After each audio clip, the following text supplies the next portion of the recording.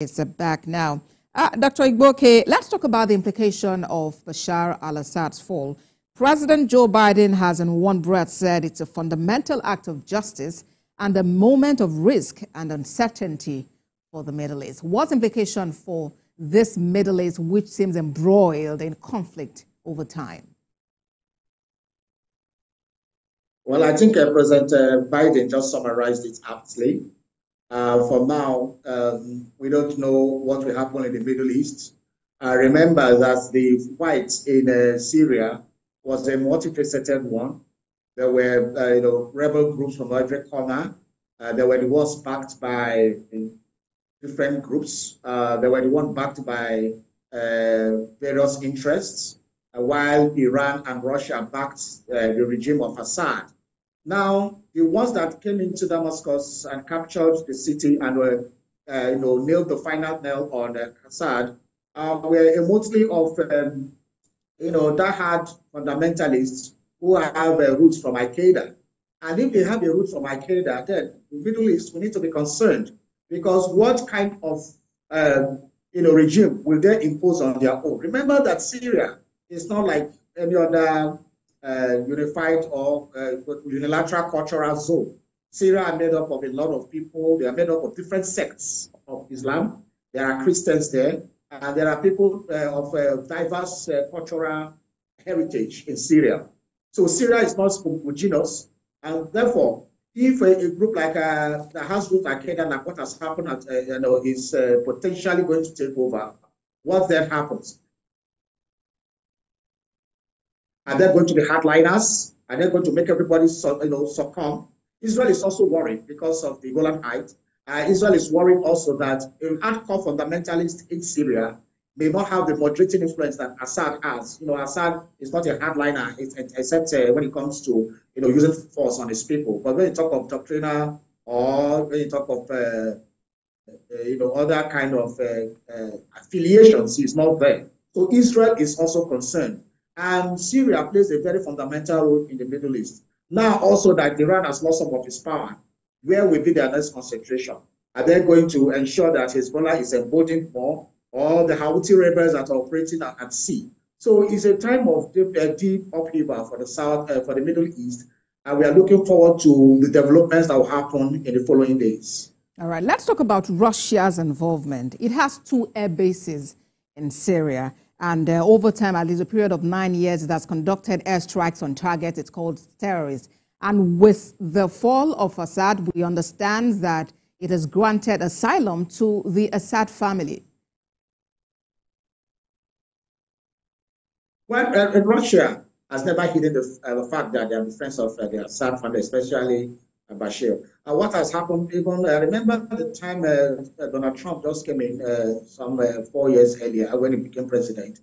There were some kind of impasse in the in the Syrian war, and it was jet fighters of Russia that actually went to bomb some locations. Even as of 2 weeks ago, even last week, there were still bombings by Russia. But I think Russia has been weighed down because of the war in Ukraine, and they are now, bogged down by the expenses they are racking up. They don't have enough men. They haven't had to bring in mercenaries to fight the war in Ukraine. So Russia is wearied, and I don't think they have the kind of resources anymore to sustain that family. So I think that with their options, and they kind of soft-pedal, and they allowed the rebels to take over, because Russia still has the technical, ability militarily to be able to defeat those, the mercenaries or those rebels. But there are too many rebels on too many fronts, and they also can't dissipate their energy in terms of their hardware, even their finances. They don't have that anymore. They have to concentrate on the war in Ukraine. So I think for a soft landing, they took the Assad family come and they granted them political asylum. And I think they can just live out their lives there, over there. And one does not know if Russia will back them back, because sometimes we are also seeing historically where people go on exile like this, and then after some years, they cause trouble in their home country, and then foment trouble and find a way of coming back. So the Syrian people have also to watch against that, because if, for example, Russia settles this war with Ukraine, will it turn to Syria again and see what it can do? So now everybody is a little bit just tight-lipped. They're watching the situation. And then from the release that Russia gave, Russia is also, I think, may have a hand in what may go on in transition in Syria. And they said that he talks with the rebels and he talks with the prime minister, and I want to see how the transition will go. I think Russia will also have a key part to play in the transitions in the coming days. And the people of Syria are at the very heart of what is happening. Talk about what this could degenerate into. It seems unclear just yet, but then that uncertainty is burdensome. How can world bodies step in? We understand already that the UN Security Council is due to assemble because Russia has said, okay, you need to really talk about what happens next in Syria. Are you concerned about this? Well, I don't know if the UN is ready to have boots on ground, or if the UN is ready to set up a military outpost, just like what they did in Mali, what they did in South Sudan. But surprisingly, all the places the UN has had its forces, even in Gaza, between Gaza and Israel, it has not stopped anything from happening. So I'm really skeptical about whether UN is going to do some resolutions, whether they're going to go vote for boots on ground, whether they're going to have some military expedition in Syria.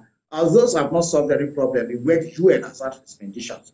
So even if it happens here, we would know. I think what they can do now is to see whether they will quickly convoke a meeting of the warring factions in Syria, the people who made al-Assad leave, and then also the warring factor, the other warring faction. See how you can get them together quickly on a round table so that they can share power, they can have a transition government, they can form their political party, and then they can be like a transition committee for maybe the next 3 months or 4 months, or as maybe set up a timetable, let the people go to the ballots and determine, let the Syrians vote for them, but they need to put a transition quickly in place that will form a coalition of the different rebel groups. In that way, they can now see whether they can now monitor a transition, monitored by the United Nations. But if they want to do it militarily, I think it will not work. Global Affairs Analyst Dr. Ambrose Igboke, thank you very much for sharing your thoughts with us on World Now. Thank you very much for having me on the show.